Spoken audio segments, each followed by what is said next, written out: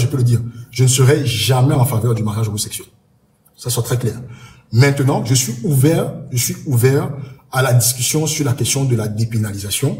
Mais je pense que le président Biya l'a dit, le président Macky Sall, sur ce point-là, je suis d'accord avec eux. Il ne faut pas qu'il y ait un agenda qui nous soit imposé par d'autres, avec la nécessité qu'on aille à leur vitesse sur des questions que nous n'estimons pas forcément. C'est une question va sembler un peu idiote pour certains, mais moi je trouve qu'elle est assez importante. Que pensez-vous du franc-anglais au Cameroun? Parce qu'on a deux langues, le français et l'anglais. Ce sont pas nos langues, je vais dire quoi, de base. Ce sont des langues qui ont été imposées. Mais de là est né le franc-anglais, et puis c'est une langue qui est propre aux Camerounais. Qu'est-ce que vous pensez de cette langue-là? J'ai discuté dans ma proposition justement d'intégrer dans le système éducatif l'apprentissage d'un certain nombre de langues nationales.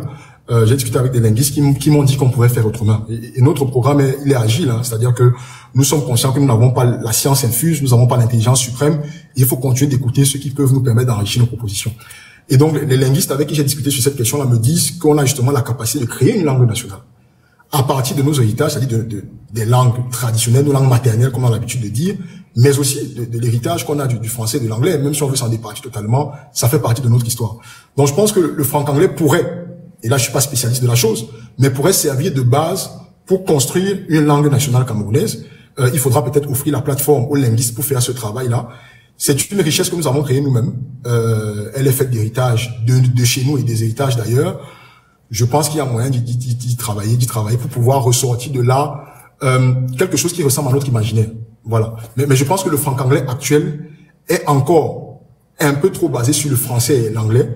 Il faut peut-être un peu plus le nationaliser. Mais moi, je serais ouvert à regarder ce que les linguistes sont capables de faire pour sortir de là une langue nationale camerounaise. Le probatoire au Cameroun, est-ce qu'on enlève ou on garde? Totalement inutile. Et je vais dire ce qu'il faut. C'est un examen qui avait pour but de faire un filtre. Parce qu'on s'était, c'est ce que je pense, hein, on s'était rendu compte qu'on avait trop de bacheliers. L'université n'était pas toujours capable de les absorber. Mais derrière, quand ils sortaient de l'université, le marché de l'emploi ne permettait pas de leur offrir des opportunités. Il faut éliminer le probatoire.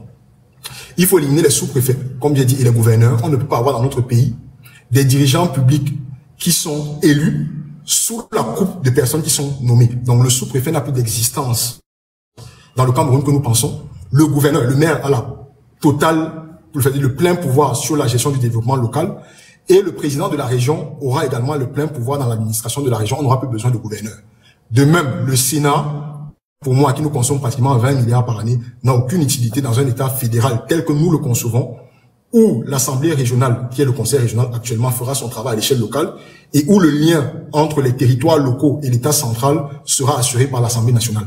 Donc, sous-préfet, gouverneur, Sénat, probatoire sont des choses à annuler, qui ne nous servent absolument à rien, qui nous bouffent de l'argent et de l'énergie inutilement. De toutes les façons, si tu es passé par ici, je suis Mélina Di, je suis technicien du regard. Donc, si jamais tu désires avoir des cils, que ce soit volumineux, nature, 4 eyes et autres, n'hésite pas à me contacter, confie-moi ton regard et tu ne seras pas déçu. Je suis basée à Douala, précisément à Makepe. Et pour me contacter, les numéros suivants sont très disponibles. Je t'attends ma coucou et à très bientôt. Bisous.